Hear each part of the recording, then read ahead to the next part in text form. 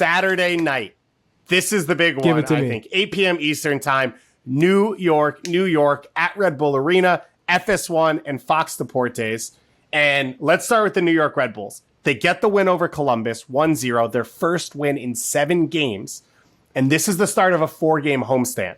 They've got NYCFC here. They play Chicago after that at home. And then they play another team at home that I can't remember off the top of my head right now. If they're going to make the playoff push, Charlie, it has to happen right now. And they got the start that they needed. You're right. It has to happen right now. Because otherwise, we're going to be talking about Den the Water pretty soon. And that'll be the Red Bulls. And I know you've seen them up close and personal. I know you're a huge fan of RB2. The squad. The squad. This team needs to really improve. Every time I watch them play, I feel like, okay, they're going to turn the corner here. Caden Clark, he gets on the ball. He's looked good at times. But then they don't play to their strengths. Like Patrick Klimala and Fabio, I thought those are 2 players who can really hurt you if you give them opportunities. And I don't think they've played with enough of direction to allow those 2 to perform at the highest level. So, one, their back line has been really weak. I think when they played 3 in the back, Nealis has gotten exposed a number of times. I think Amro Tarek has been exposed a good amount of times, and Andres Reyes has looked good, but then would get a red card for a foolish, tackle. He got pulled at halftime against Columbus. They did get the shutout, but I think it was the Zardes chance through. It was because he kind of went fishing on the long ball and threw his leg up at midfield, missed it, and that's what allowed it to bounce through for Zardes. After that, though, they moved Gutman in. They slide Tolkien out to left wing back. They'd already scored the goal, but I think the attack looked a little bit more cohesive. I've also liked Wiki Carmona. Mm-hmm. I think he's got something to him.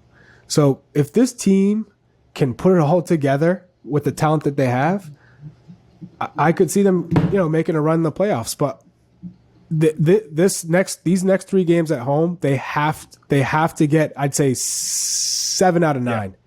Yeah. This feels like the run. This feels like the chance for the New York Red Bulls. There still seems to be belief in the group. Struber talked about it after the game. A lot of the players on the field as well. Carlos Coronel made a couple big saves. So I think there's still belief in this group. And this is an opportunity to show that to everyone. And I think on the flip side for NYCFC, you talked about it. We know there's talent in this team. We know they're good. They're a playoff team. That's already been decided. The only thing left to learn is, can they win in the postseason and be an MLS Cup threat? And I think this is similar to what we saw with Philly last year, which was, we have no past to base it off to believe that you do. The only ways you can prove that is in these big build-up games that we sort of treat like a playoff moment.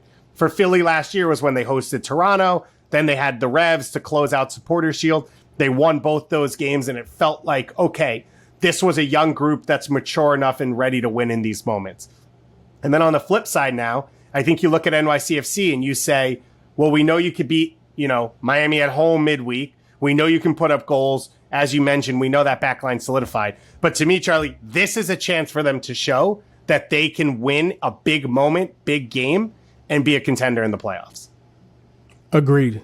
They have far too much talent to not be pushing for an MLS Cup, to be honest.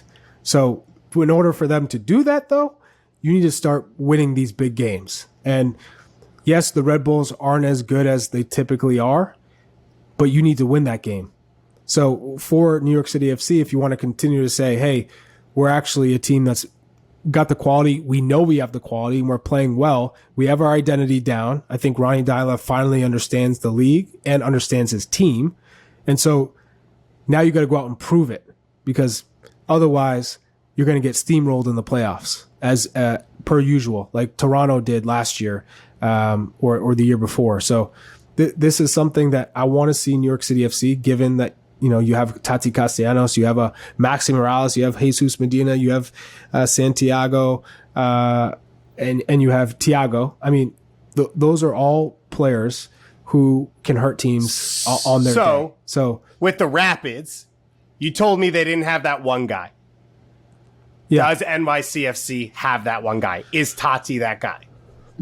Yes, I think Tati is that guy. But you also have a couple of other guys who can like basically help Tati in scoring those goals and doing it in a variety of different ways. So I see New York City FC having the right pieces to the puzzle to win an MLS Cup, whereas I think Colorado still need a couple pieces. Okay. Yeah, they've got the back line. They've got the number 10 in Maxi, who has the experience, and then they've got a ton of pieces in the attack. This one's going to be so much fun to watch at Red Bull Arena and, of course, on TV, FS1 and FOX Deportes, 8 p.m. Eastern time on Saturday night.